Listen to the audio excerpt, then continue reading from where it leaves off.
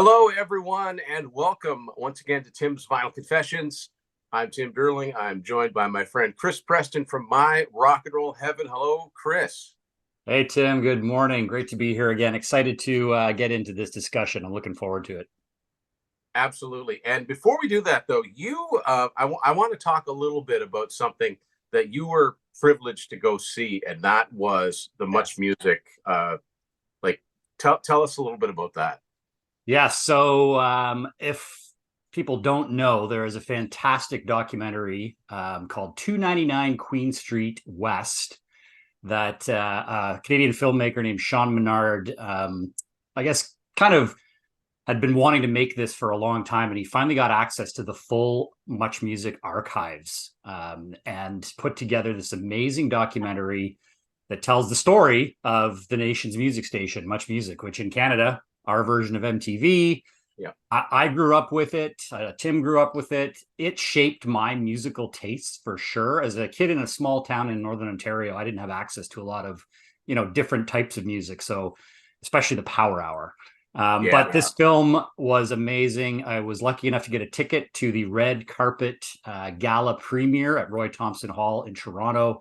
I got a chance to see many of the VJs from the heyday of Much Music that attended the film. Great, intimate, and interactive with the DJ or the VJs after the film. I got the chance to stand up and ask a question, which I haven't posted yet, but I got to meet Rick the Temp. We all remember him.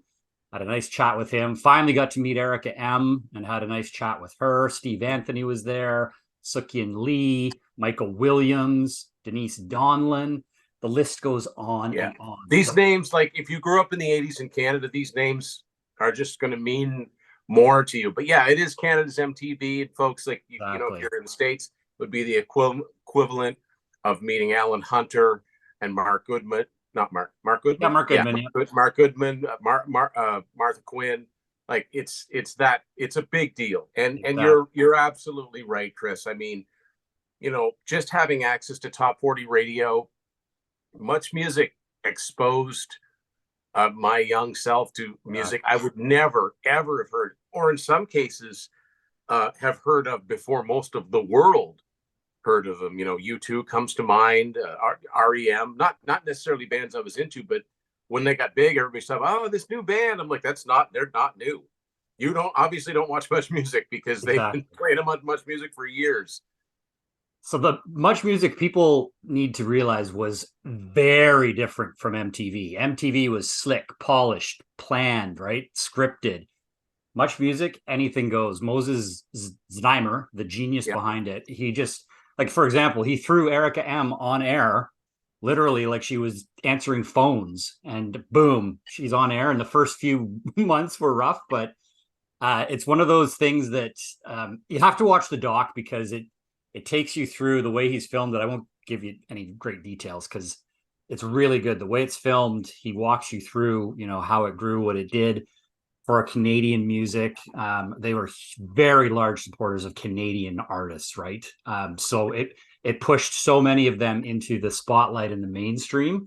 But the doc is touring across Canada in different cities with various VJs, so you can go. And it premieres on Crave, which is the streaming service here that Bell runs. I believe they said it was December. So it'll be on the streaming service so you can watch it. But anyways, highly recommended. And it was a great night. Um, yeah, it's so cool. And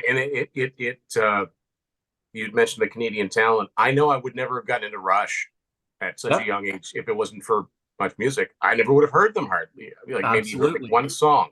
Other than that, and Helix and Honeymoon I mean, Suite, sweet. Lee and Aaron, all yeah, of them. it just goes on, right? So oddly enough, we're talking about a band that I don't remember seeing much on Much Music, but No. we are talking about the '80s mainly.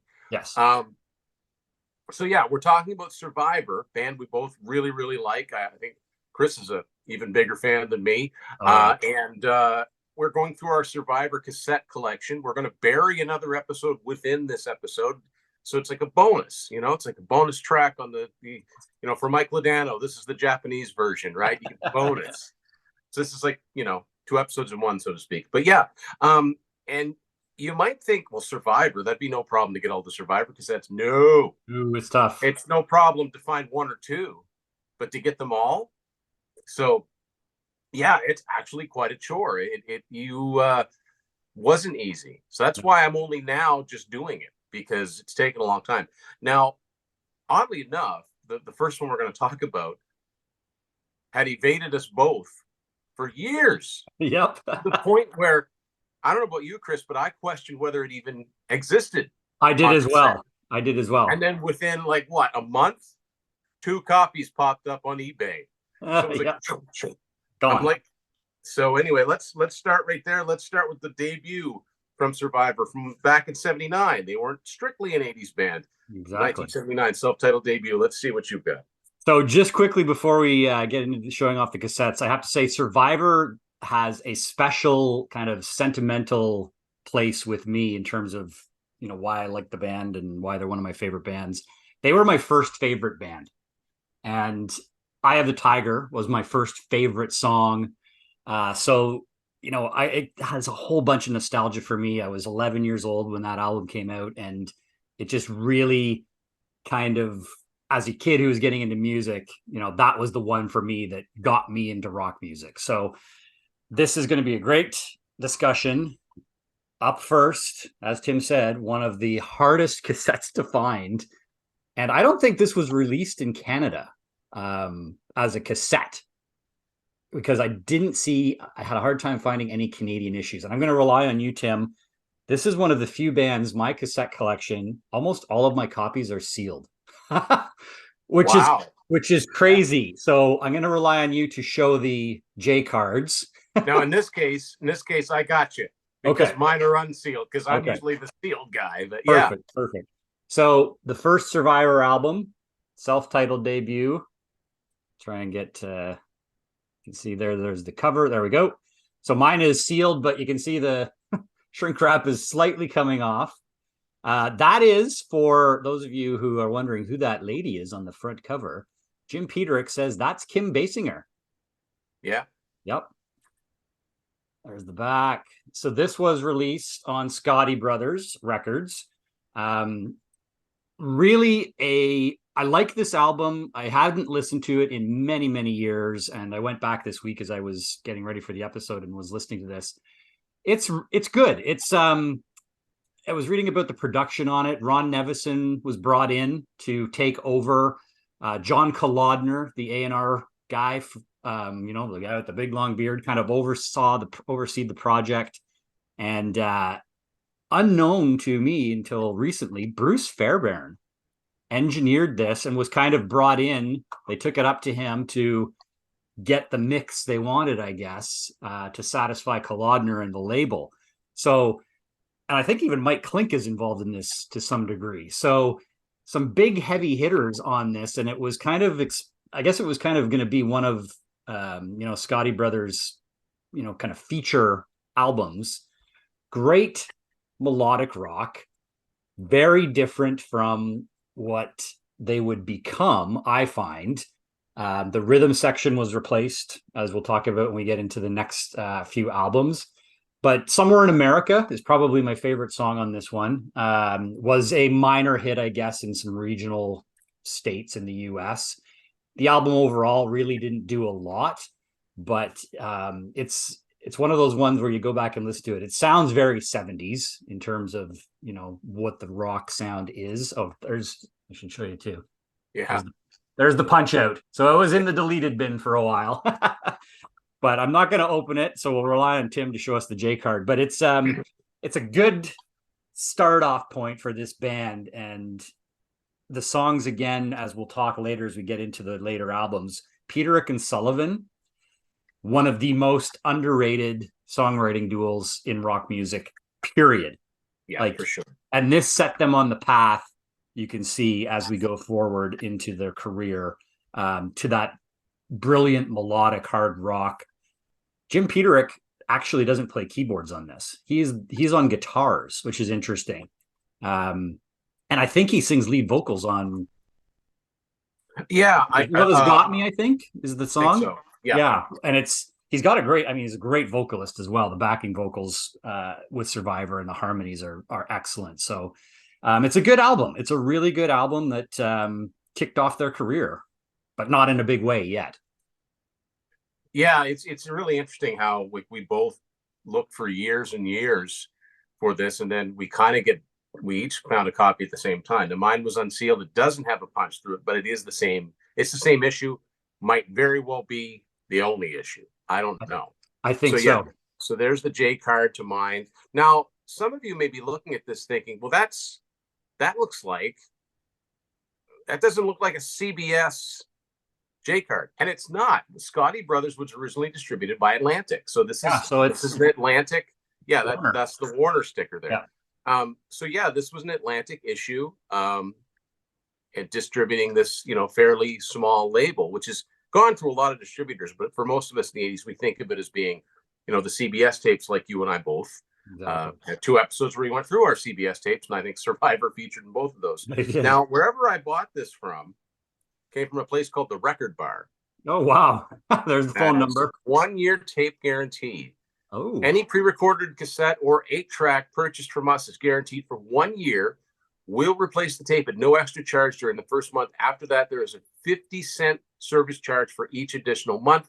This sticker must be returned with the defective tape. That's crazy. Phone number written inside here. Do not call it. I won't hold it up that well. But yeah, boy, giving a 1-year tape guarantee on an 8-track, that's brave. In 1979, yeah, when they were crap. That's brave. So yeah, I think it's quite a good album. Yeah, I didn't know until I bought the Rock Candy reissue CD, which I couldn't find that on CD any other way. Yeah, heavy hitters: Ron Nevison, Bruce Fairbairn, Bob Rock. You would think that this would be. It's a good album. But you'd think it would be a great album. And the songs are good. Sonically, maybe you can, speak to this. Kind of reminds me of Journey's Departure. Yeah. Because that's a raw sounding album for them. Yeah, very raw. That was produced by Jeff Workman. And it's, if you listen, anybody watch, if you hear Any Way You Want It, it's a different sound for them. Yes. The drums sound a little bit different. I kind of get that vibe from this album. But you're right. Somewhere in America, it's the first song. There's a reason it was the hit. I think it hit number 69 or something on Billboard. Something like that, yeah. Great tune. The riff kind of reminds me of Firehouse by Kiss. A little bit. But yeah, Dave Bickler, great on lead vocals. It's weird that it's so obscure, because they did end up being such a successful band. But yeah, really interesting that it evaded us for such a long time. That the next thing I got to do is find out if it came out on 8-track. Right. Because I'm sure it must have. Well, it's one of those things, and I talked about this in my book. If I haven't seen it, I can't say it exists. But you're right. There's no reason for it not to at the time. There was no, should we put this out? No, you put every release your company comes out with. So it probably, if it does, a US copy would look much like this as far as the lettering and the coloring. But yeah. So now we skip ahead to 1981 and the second album, Premonition. Big changes for the band on this one. This is a US, there we go, US copy, Scotty Brothers. Interesting on this one, didn't see a lot of cassettes with the giant barcode on the front of the album. I don't know if I have any other cassettes that have that, so that's kind of interesting. There's the back. We'll take it out. This one is one of my unsealed ones. So the tape is kind of this, like, it's that color of, like, I don't know, it's not white, it's like an off-white. Anyway, kind of weird Scotty Brothers logo on there.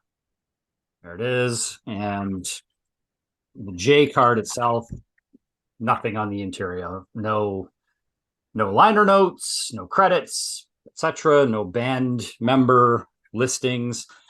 But this one had the major change for the band, as I just mentioned before, was the rhythm section changed. So I think they wanted to go obviously in a different direction from the first album, get a little bit more kind of heavier rock. And they brought in Mark Drube on drums and Stephen Ellis on bass. And that would be the lineup that would see them through the 80s and the most successful part of their career. This one for me was a big step up in terms of, just overall songwriting that we talked about. The songwriting is great to begin with on every album, but this one kind of took them to the next level. A little bit more of a polished, shall we say, sound and production on this from the first one, which we just talked about was very raw. Great songs on this one. Summer Nights is excellent. Poor Man's Son is probably the biggest hit it is the biggest hit from this album, and was the one that kind of would be the song that moved them forward, because as we'll talk about in a minute, a certain big name actor liked this song, and this was the beginning of where they would go on the next album with the movie that we'll talk about and the hit that came out of it. But Poor Man's Son is excellent. Summer Nights is excellent. Take You on a Saturday, I always loved this because it was the B-side to the single for Eye of the Tiger.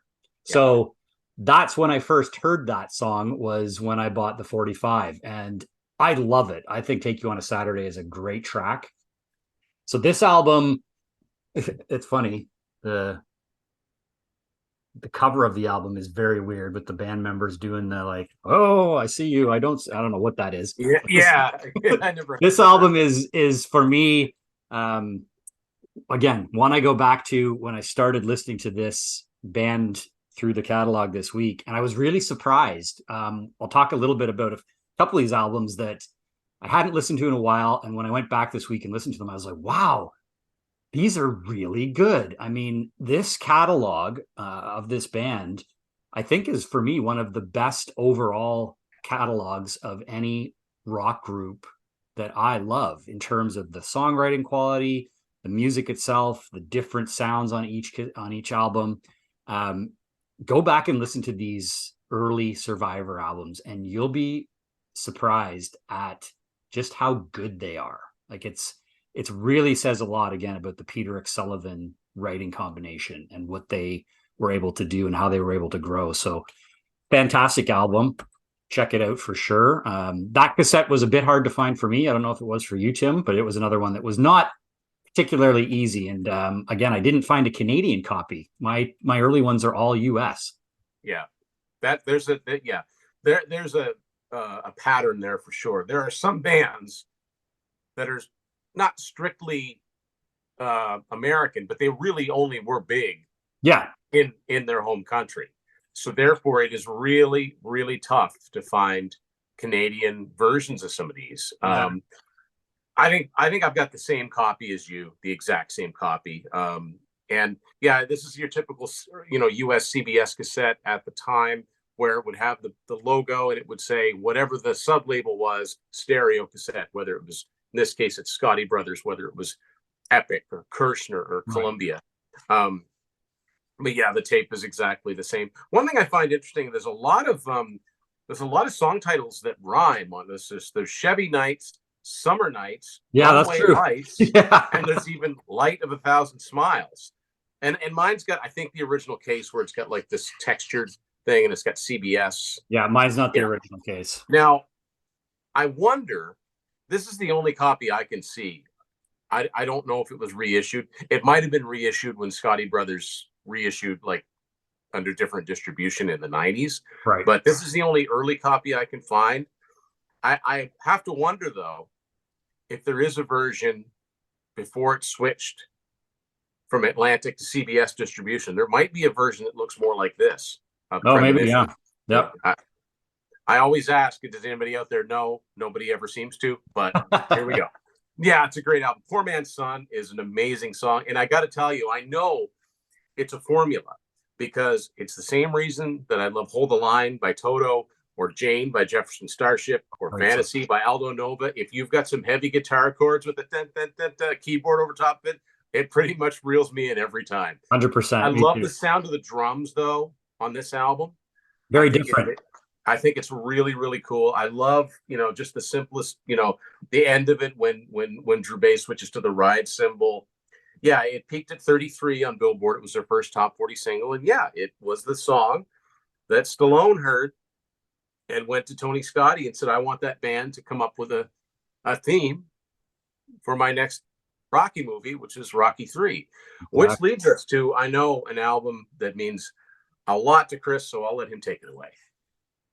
This album was, as I mentioned off the top, my first favorite album. My first favorite band became Survivor. My first favorite song was the title track to this 1982 album, Eye of the Tiger. I have 3 copies. Yeah. One is the original that I bought way back in the day. One is sealed. So this is the sealed one, still in shrink wrap, that I found. Shrink wrap is falling off of it right there, but has the original CBS black cassette. Right, reproduction prohibited, all that stuff. And just quickly, I'll show you too. This is the original album that I bought still way back in 1982. Wrote my name on it and my initials for some stupid reason, but I did that too to stop right? In case somebody borrowed it or I took it somewhere. I've got my name written up in the corner.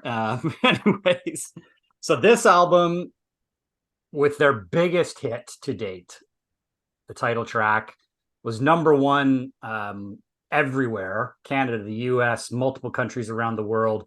The summer of '82 was all about Survivor. There's the cassette right there. Again, similar look, the Scotti brothers kind of off-white grayish cassette. But I was a bit surprised that blank J card, like you would have thought by this point they would have been putting some bit of information about the band and the writing credits and the songs, etc., but they did not. So this one, Eye of the Tiger, one of the greatest rock songs of all times. As Tim mentioned, that was the song that was commissioned for Rocky 3 by Sly Stallone. Listen to Professor Rock's interview with Jim Peterick. He talks a lot about it and how it came about. And there's some different opinions from Sullivan and Peterick as to how Stallone actually did it. But originally, Stallone wanted Another One Bites the Dust, right? Yeah. But that was not available. He loved Poor Man's Son, as Tim said, commissioned them to write the song, and boom, away it went. Now, the song on the soundtrack is the raw demo, so it sounds a bit different than the finished version on the album. I didn't know that.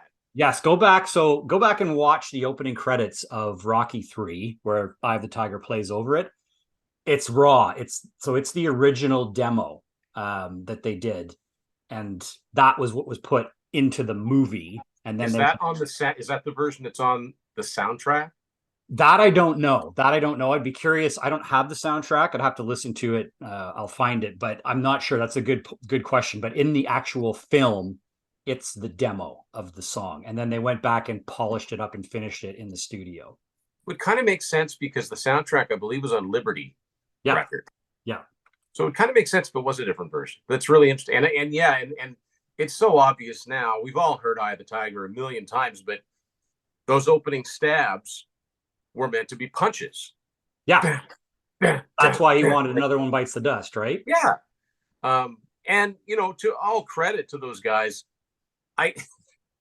we've all heard it a million times. I need really never hear it again, but it's still a good song. Oh, it holds up after all this time. And to really betray my age as a kid that grew up in the 80s, the first time that I ever heard Eye of the Tiger was the Mini Pops version. Oh, God.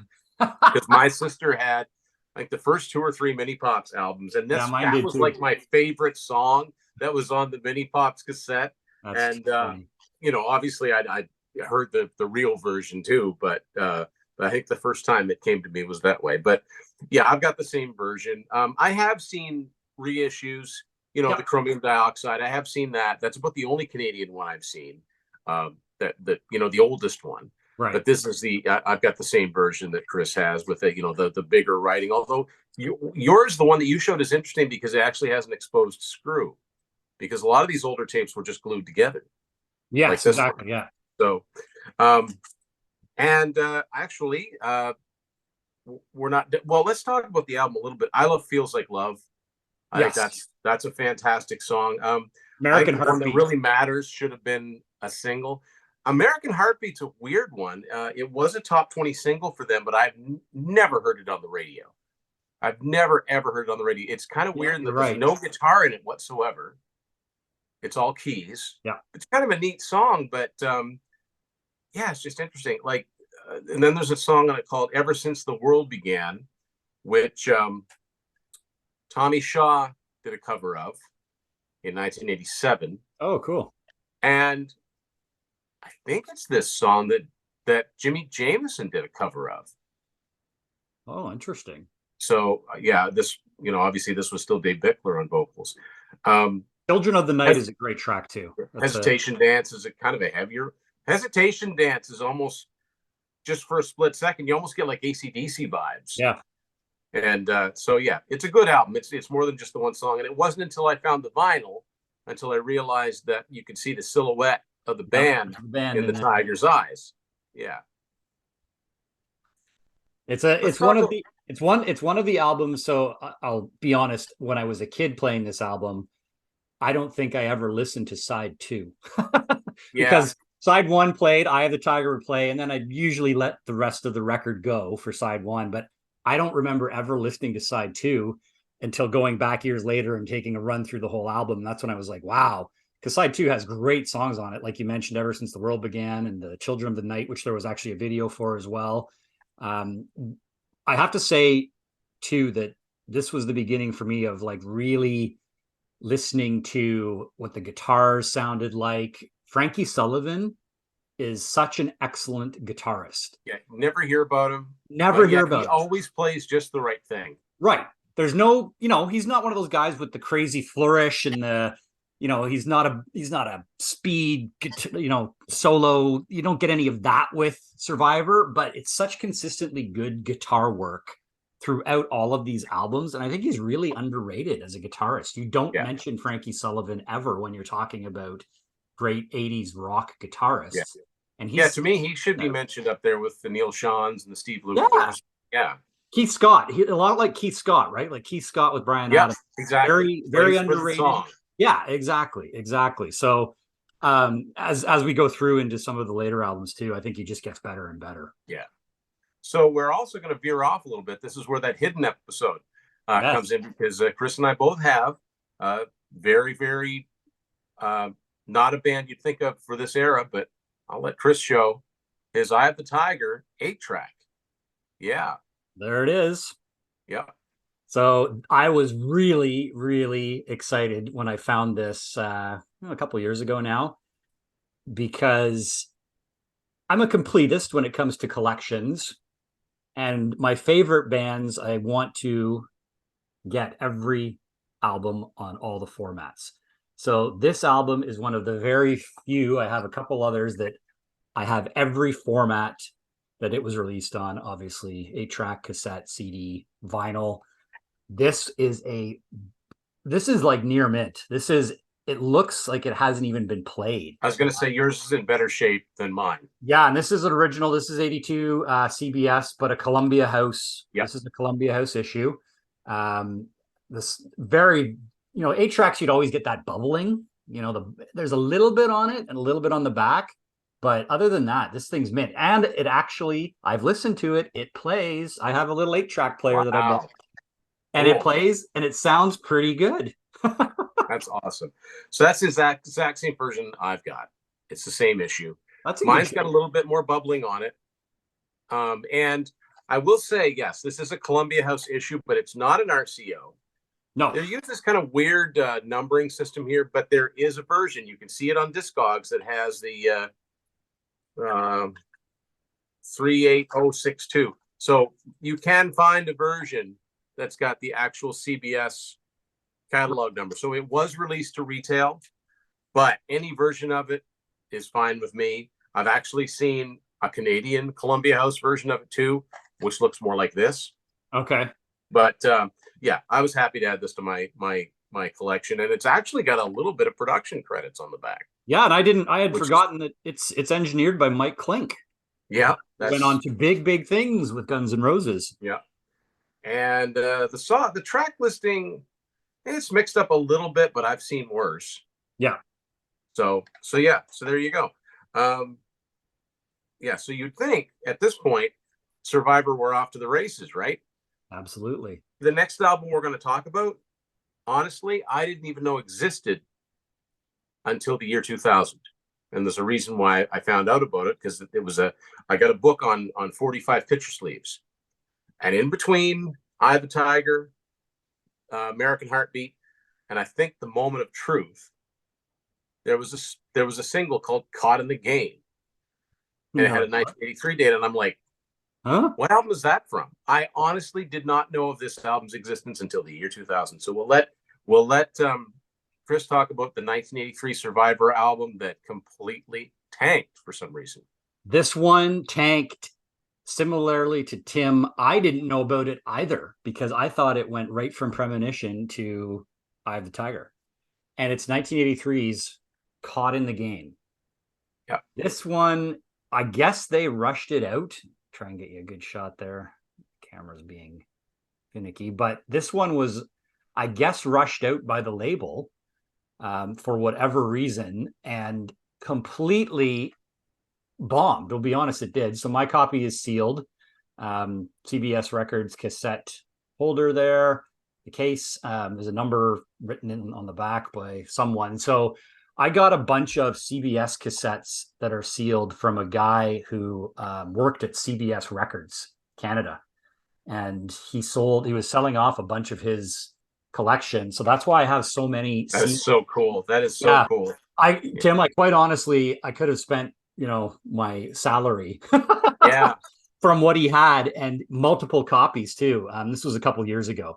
So this album went into the tank pretty much right out of the gate, where you would think, coming off Eye of the Tiger, which was a massive hit. I think it went 2 times platinum in the US. Yeah, and it had, a number one single and a top 20 single. Right. You'd think that it would at least gone gold, and it had a song that dented the top 40, but neither of those things happened. Didn't certify, missed the top 40 altogether. I think the title song peaked at 87, which is, and here's the thing, it's good. It's a good album. It's a rocking album.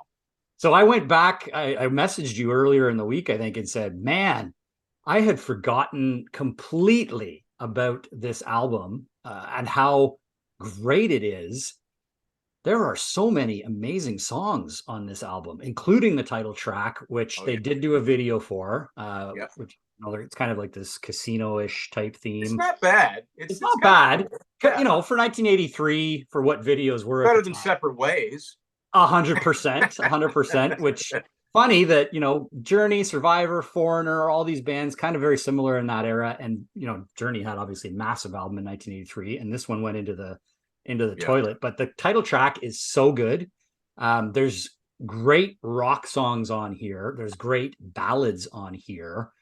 And for whatever reason, it just didn't do very well. And I don't know if people were expecting or were so caught up with Eye of the Tiger, and that was still, maybe it came out too soon, right? There was a lot of momentum. Eye of the Tiger was around for a couple years, and maybe that was part of the reason. And there's some other albums from other bands in that era, like a good example might be Men at Work too, where they rushed out after Business as Usual.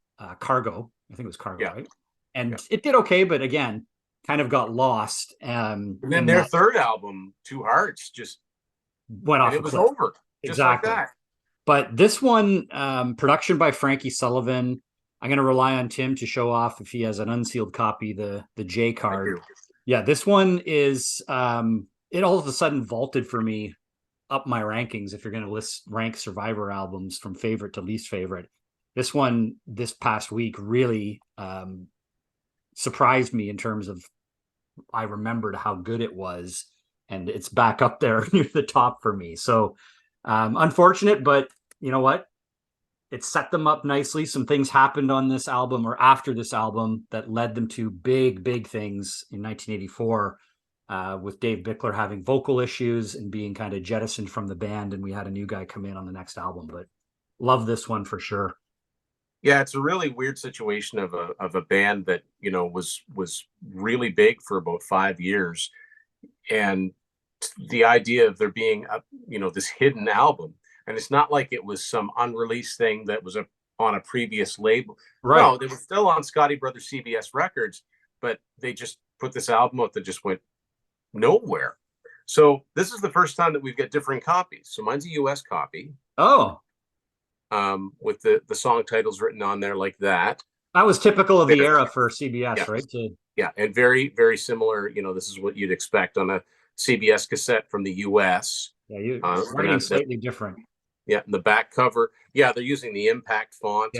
Yeah. Like they always use on the CDs in the States. It says CBS there. Catch the light. There it is. Like that. And so there's the cassette itself. Looks kind of like our Premonition cassettes. I'm going to assume mine probably is the same, but I would imagine that your cassette looks very much like your Eye of the Tiger one. Yeah. But the surprising thing is that this has credits. Hey! Now, I strongly doubt your cassette does. I don't know. Does someone out there know? I don't know.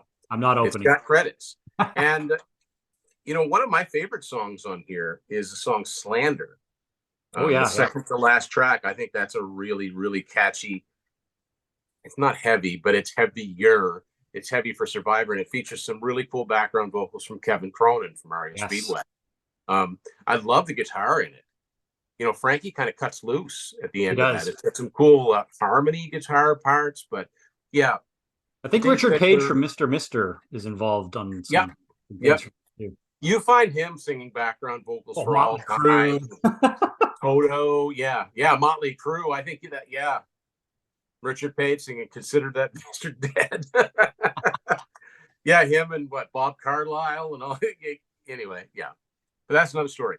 But yeah, Dave Bickler had vocal notes, and he eventually came back to the band. We'll get to that later. But I also, not too long ago, was fortunate enough to find this.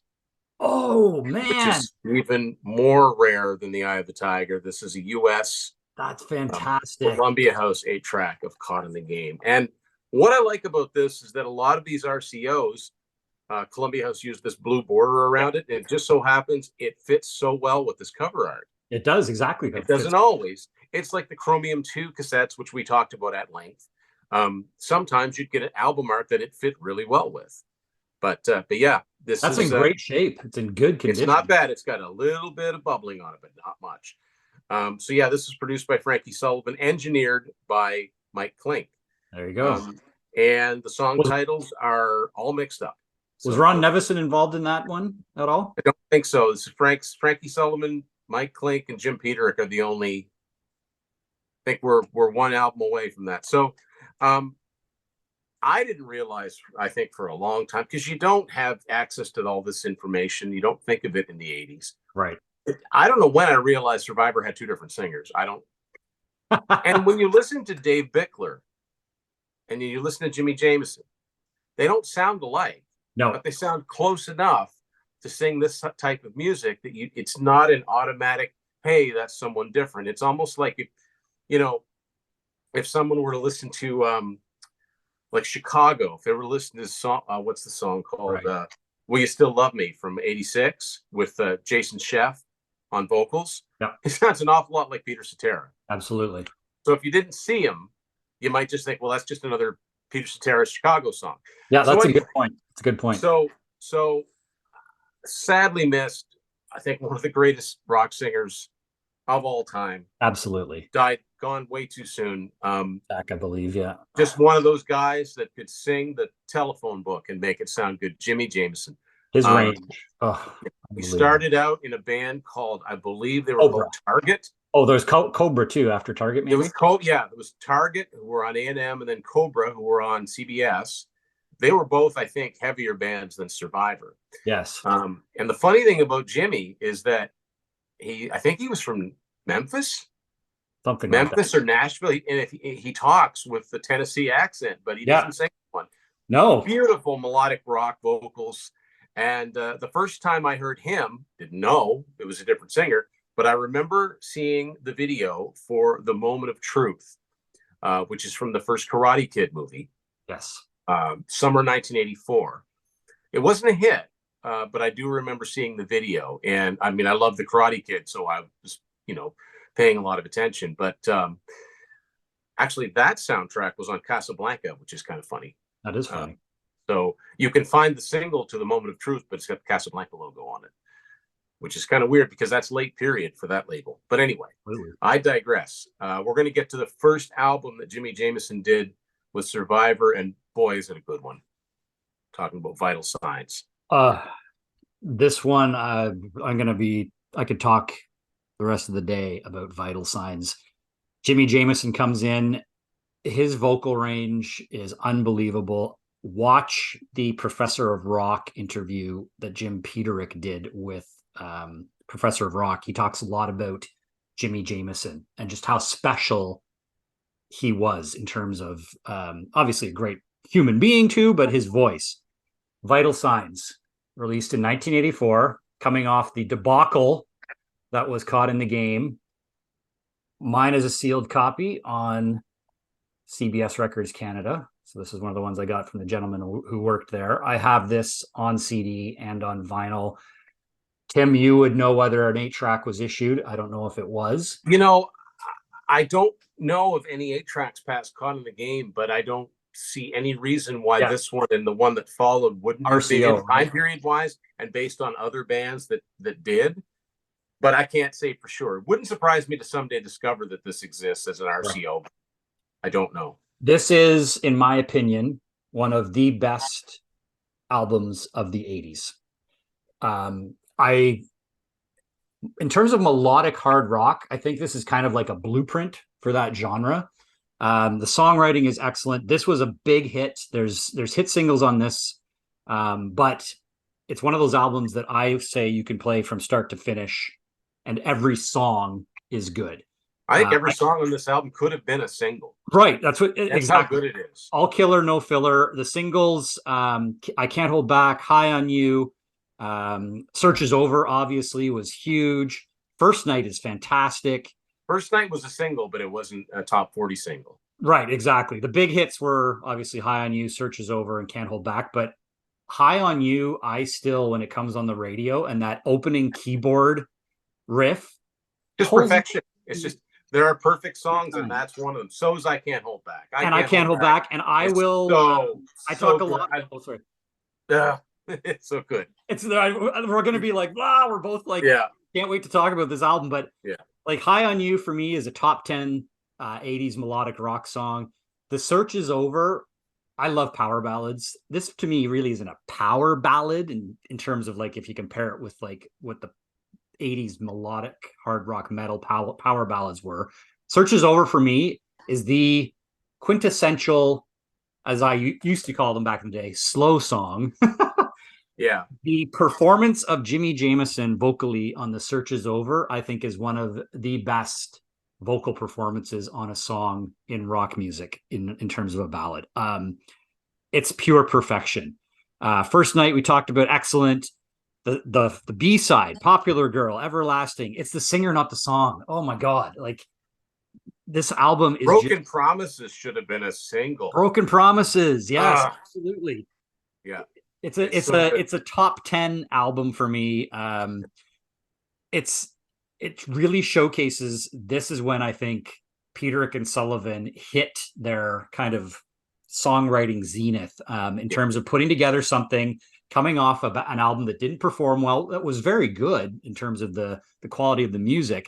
But this one took them back to the success of Eye of the Tiger, especially in the US. I don't remember hearing a lot of these songs on the radio where I grew up, but I do remember Much Music played the videos for High on You and Search is Over. Search is Over was what, number 4, number 3? I think. It's number 4. Yeah, I think High on You was number 9 or something like that. 8, 9. Yeah.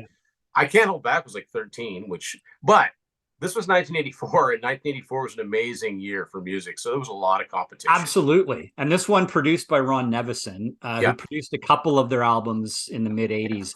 It does have that Ron Nevison sound. Ron Nevison had a very Yeah. distinct production Yeah. style. Listen to this album, then listen to Crazy Nights And Heart. Out of This World by Europe. And yeah, They're it all does very the drums, but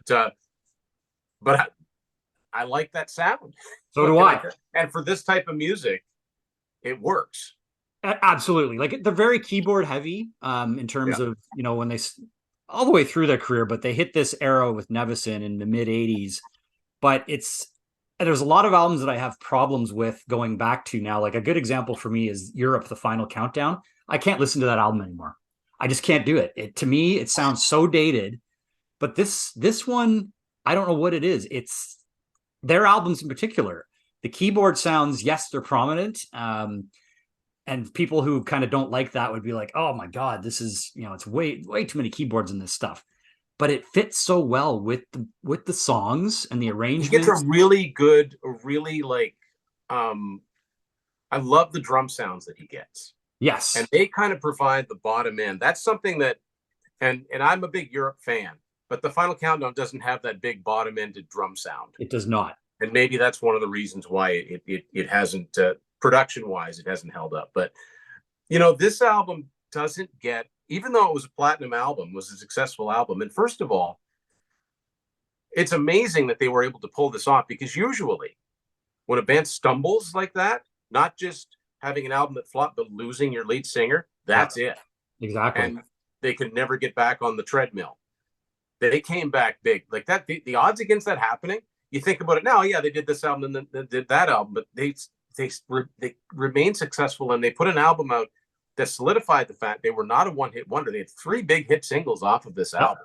Yep. It's really rare. I can't think of an example where like the biggest of bands stumble. Yeah. Foreigner never were quite the same after Lou Gramm left.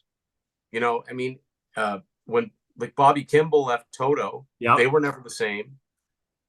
Commercially, I'm not saying they didn't make good music, but it's an amazing album that never gets talked about. I think this album, when you talk about this type of band, people talk about Journey's Escape, REO Speedwagon, High Infidelity, Foreigner 4. Yep.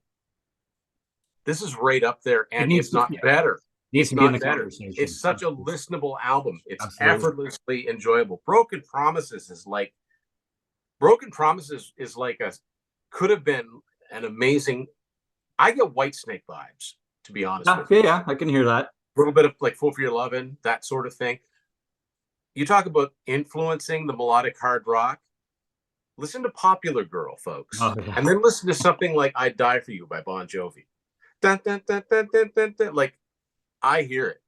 And Everlasting, that should have been another big hit ballad. That's this is an album great ballad full of singles, absolutely. Now my cassette doesn't have much in it. It's got, your typical CRO2. It's got the songs and the times and who wrote them, which in all cases is Peter Rick and Sullivan.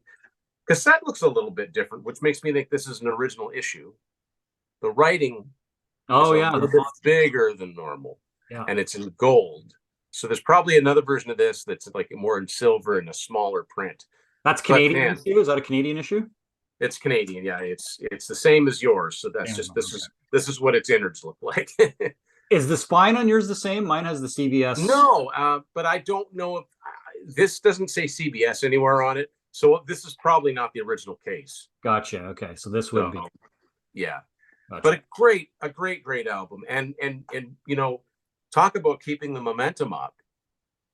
Maybe one of my favorite songs of all time came out towards the end of 1985. Again, we know what that is. Understanding is that Sylvester Stallone said, "Let's do it again." Absolutely, let's do it again. And I'm gonna stick my neck way out on the chopping block and say, I love Eye of the Tiger. Oh, but I like Burning Heart a little bit more. Oh, wow.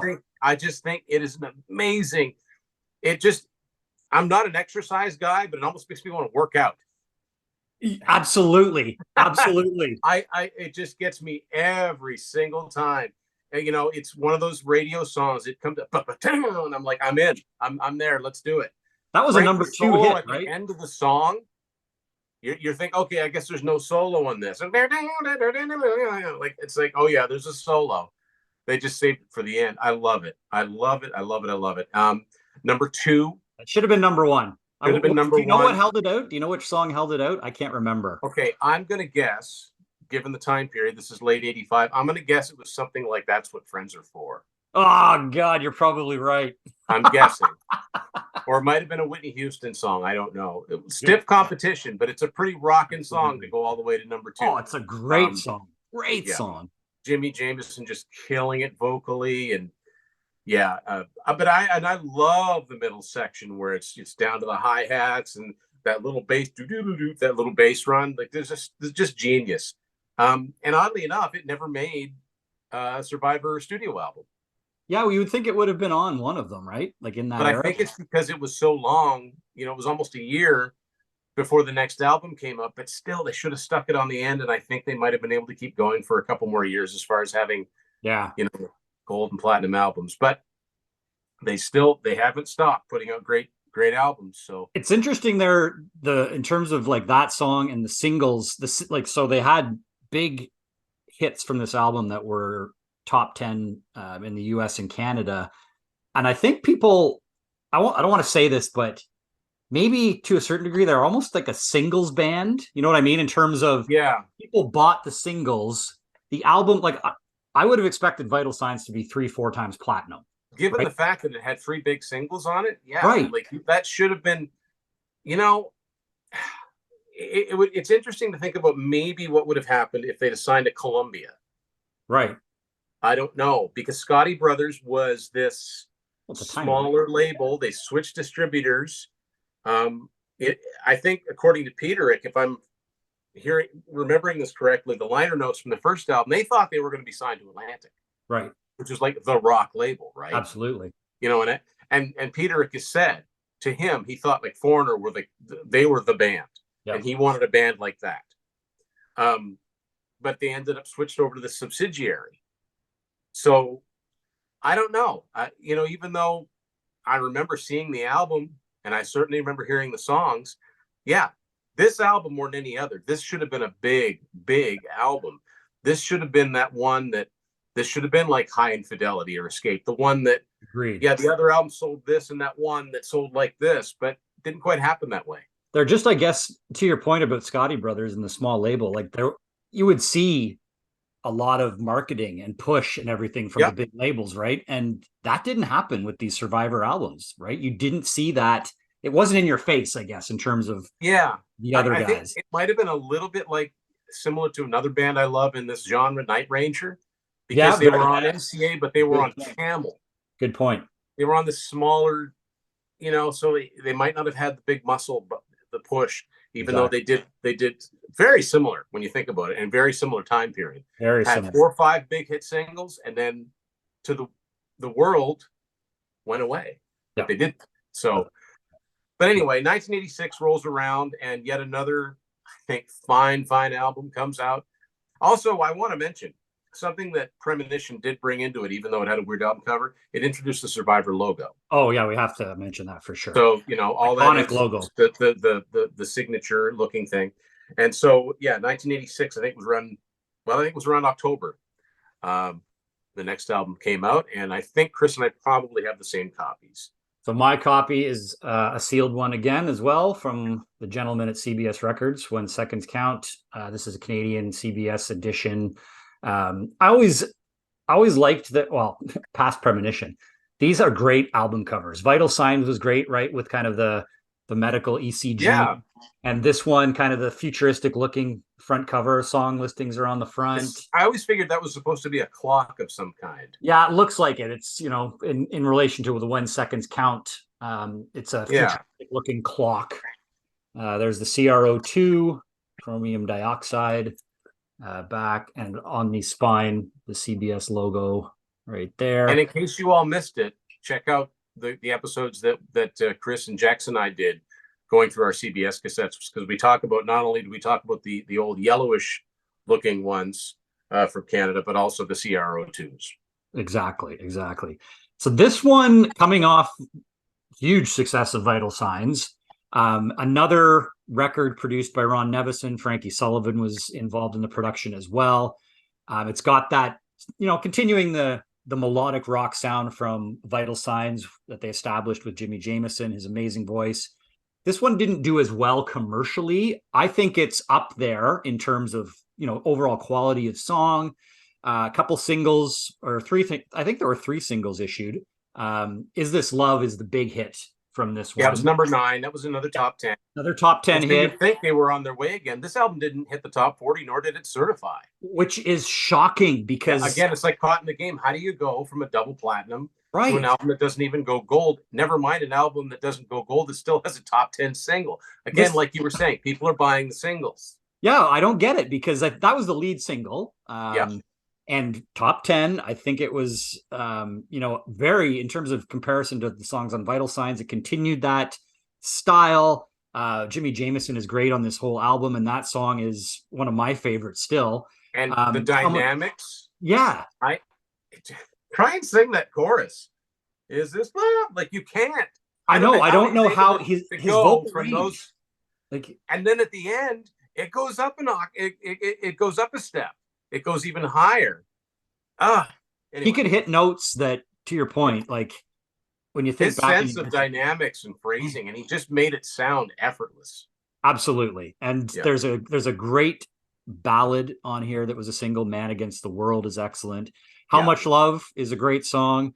The title track I like. This is pretty close again to being one that I could listen to from start to finish without skipping. Very similar sounding to Vital Signs. Like almost sounds like the songs could have been written at the same time.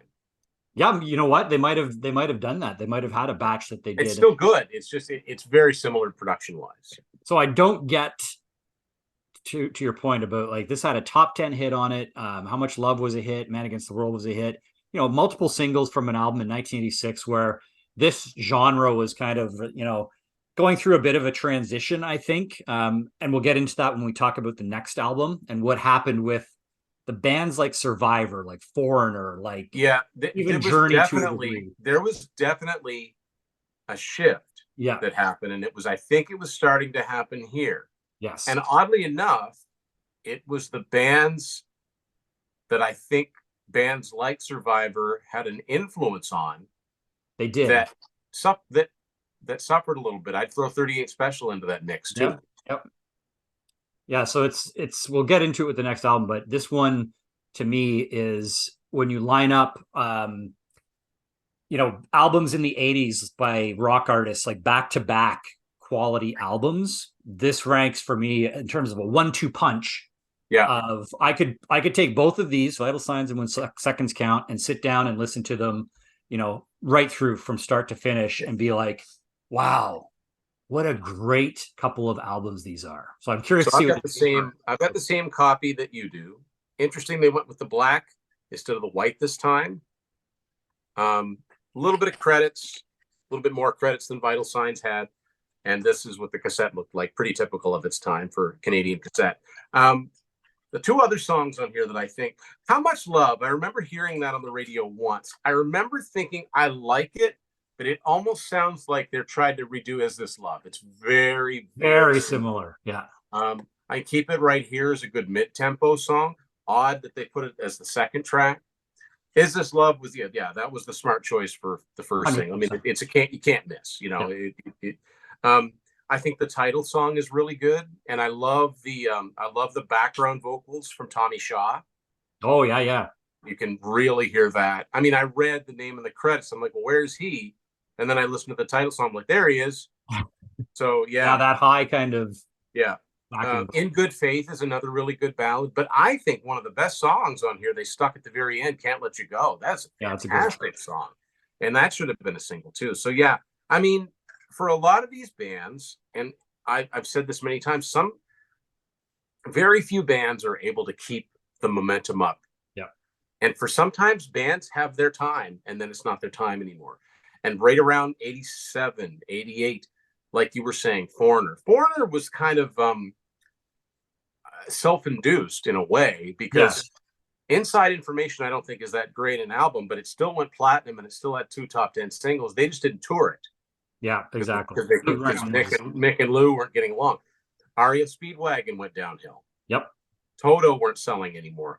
38 Special weren't selling it. 38 Special had the misfortune of having Bon Jovi opening for them at the beginning of the Slippery When Wet tour. They just, you can't compete with that. Journey imploded. That Journey, I think, are the only band. Yes. If they had kept putting out albums, I think they might have remained big. And you can throw, like you said, Night Ranger into this too, right? With Night Ranger, same thing, because we're getting to a very, very similar situation here. Because Night Ranger went from like 2 platinum albums to a gold to one that didn't even certify. Yeah, like how do you go from 7 Wishes to the next one, which goes? Yeah, it's just weird. So that brings us into, like later in 1988, and by this time, this is I hate this term, but this is the hair metal. Yeah. This is the apex, right? And Survivor, 38 Special, Bryan Adams, they never get mentioned, but I hear that a lot of the bands like Bon Jovi just took what these artists did and just made it just a little bit more gritty, a little bit more aggression in the vocals. But basically, they're doing the same type of thing. Yeah, they took melodic hard rock, and as you said, just went a bit more aggressive, a bit heavier. Yeah, maybe a little bit more like, go for the throat production wise. Yeah. But basically, it's the same type of, they're putting, the songwriting is a lot the same. It's not so much riff based so much. So where did that leave a band like Survivor? Well, 1988, what happened? In 1988, Survivor coming off 1 Second's Count, which I don't remember, just going back a bit. I don't remember seeing any videos. There are videos, but much I music. Saw Is This Love. Much music played Is This Love a little bit. They're in a building somewhere. Yeah. Nighttime. But that's the only one I remember from this album. Exactly. Now, which they were never a big video band anyway, I don't think. No, I guess not. But that leading into 1988, where Tim mentioned there was a lot going on in a transition musically for this genre into kind of the hair metal scene. So 1988, out comes Too Hot to Sleep. Changed up the logo. I like the front cover of this. It's, it's not the traditional Survivor script logo. This album comes out produced by Frankie Sullivan and I think Frank Filippetti. This one isn't sealed. So there's my cassette, Scotty Brothers, same look as always. Yeah, we've got the exact same copy. Yeah, they did have a little bit more in terms of the J card, but take a look at what these gentlemen look like now. Very much teased up the hair. Look at that. Now, Jimmy Jameson and Frankie Sullivan could kind of pull it off, but poor Jim Peterick. He looks totally uncomfortable there. And they also did the same thing that Journey did. Yep. They jettisoned they got rid of the rhythm section. They got rid of the rhythm section because so it's my always understanding, the drummer's fault, right? Yeah. So my understanding is that Mark Drube was unhappy with the direction they were going, and Stephen Ellis had some health issues. Yeah, but Stephen Ellis has since passed away. Sadly. Yes, sadly, a couple of years ago. But I didn't know this until many years later. An amazing drummer played on this album, Mickey Curry. Yeah, I mean it's a great sounding album, and it's got some good songs on it. It's a good album. Desperate Dreams is amazing. Great song. Didn't Know It Was Love is good. Burning Bridges is good. I saw a version of Survivor in concert in in 2006. I say, was it Rob Macaulay was singing? Yeah. And the poster had Jimmy on it, Jimmy Jameson, because they'd done the Reach album, which is pretty good. Right. Peterick was gone, but so it was Frankie Sullivan. I think Mark Drube was on drums. I no idea who was on bass or keyboards, but yeah, it was Robin Macaulay on vocals. I thought he did a good job. He didn't sound like Jimmy Jameson or Dave Bickler, but he sang the songs well. But they did Burning Bridges. I remember thinking that's for just an opening slot. They were opening for Lou Gramm and Creedence Clearwater Revisited when I saw them. But it was good. I'm like, I never ever thought I'd see Survivor in concert. This is cool. And they're still touring. They have and like Burning Bridges was not a song I thought that they would do. They also did Take You on a Saturday, which I was really pumped about. That's awesome. Yeah. But they went deep. Yeah, there's good songs in it. You got Desperate. But this Tim, I think you would agree with me. This Tim is Survivor doing a hair metal album.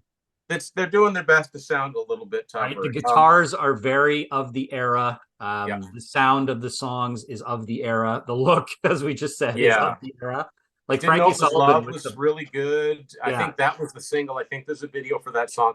I think there's a Very video for Desperate Dreams too, I believe. probably. Yeah. And I think Across the Miles got a little tiny bit of maybe adult contemporary airplay. Yeah. But This yeah, album didn't this do album anything. died. Nothing. This album went right to the delete bin. You It know was what? odd. It's very similar. I compare this all the time to Night Ranger's Man in Motion in terms Oh, of what right. happened, There's so many similarities right? because they came around the same time. And also, Hugh Syme Oh, did this right. album cover Right.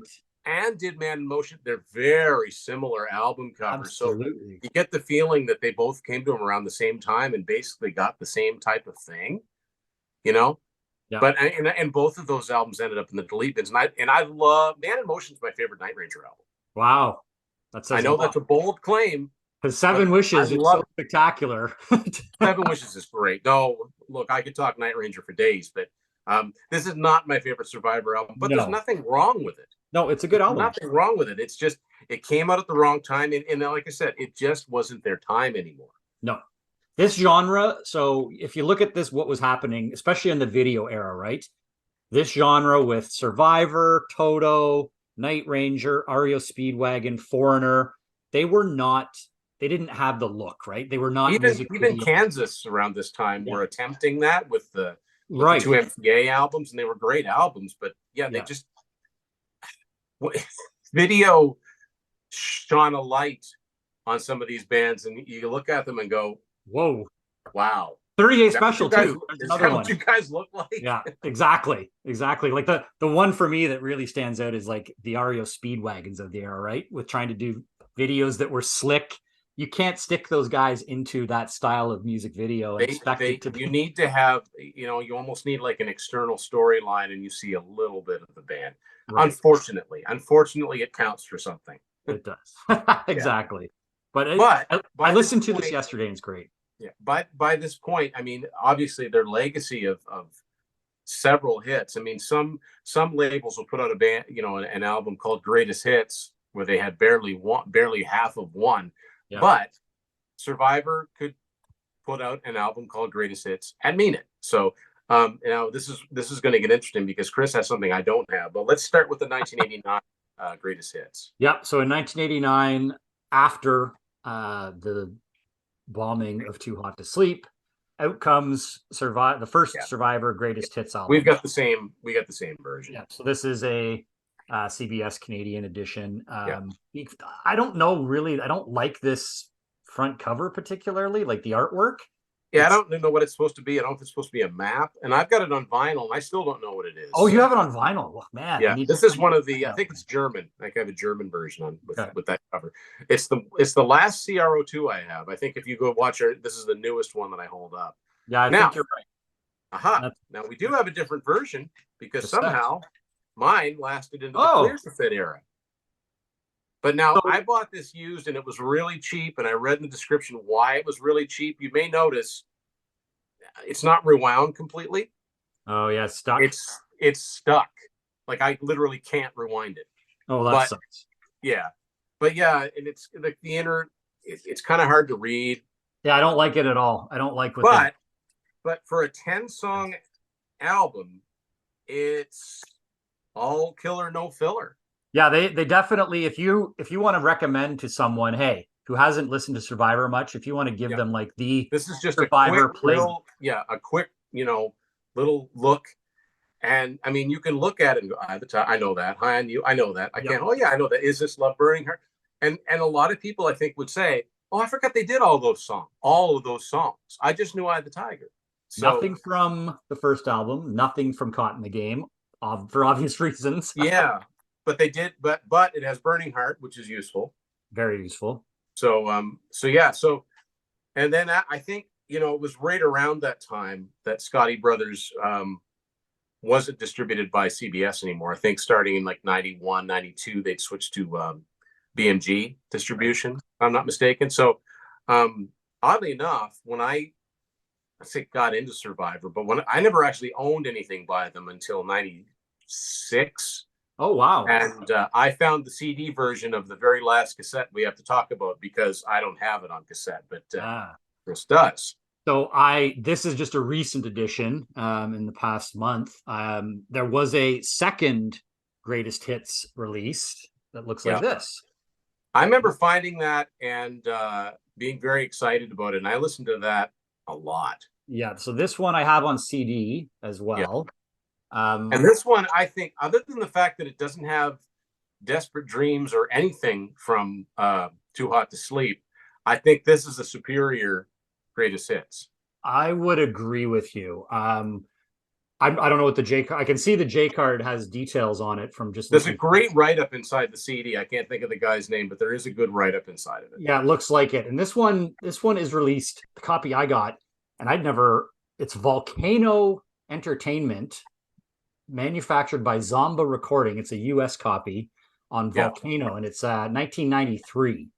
Yeah. So yeah, my CD is a Canadian CD, and it's Scotty Brothers, but it's distributed by Attic. oh, interesting. Yeah. And because I think Attic distributed Scotty Brothers at that point in Canada. Okay. Okay. Addicts, for those outside of Canada, is pretty big independent Canadian record label. They would distribute a lot of like they distributed Roadrunner Records or Right. you know, things that didn't quite have a major label on them, and because Attic distributed them, you'd find them in record stores in Canada. Yeah, exactly. So there were what, 2 new songs on this. It was Hungry Years and You Know Who You Are. Exactly. Yeah. Backed with Dave Bickler on vocals. This is a great collection of, again, they're big songs that you would know, and kind of that one that you would say to people, hey, listen, you're gonna recognize pretty much all these songs. Moment of Truth is on it. Moment of Truth is on here. And this one, it says here, includes lyrics and extensive liner notes. So to your point, there's a good write-up inside. First time I heard Somewhere in America, I'd never even heard of it. Yep. Until I got that CD. Yep. But yeah, it's got all the highlights that you'd want. I really like the sort of metallic look to it. It's a much better. Oh yeah, it's much better. As far as I know, there's no vinyl version of it. It's got all the song titles written on it. So yeah, I don't. Which is kind of smart. You can pick it up and look at it and go, like this song, like that song, like that song. And now the only thing I think that's supplanted it, and it's there's no cassette version of it, is the Ultimate Survivor from 2004. That one's very useful.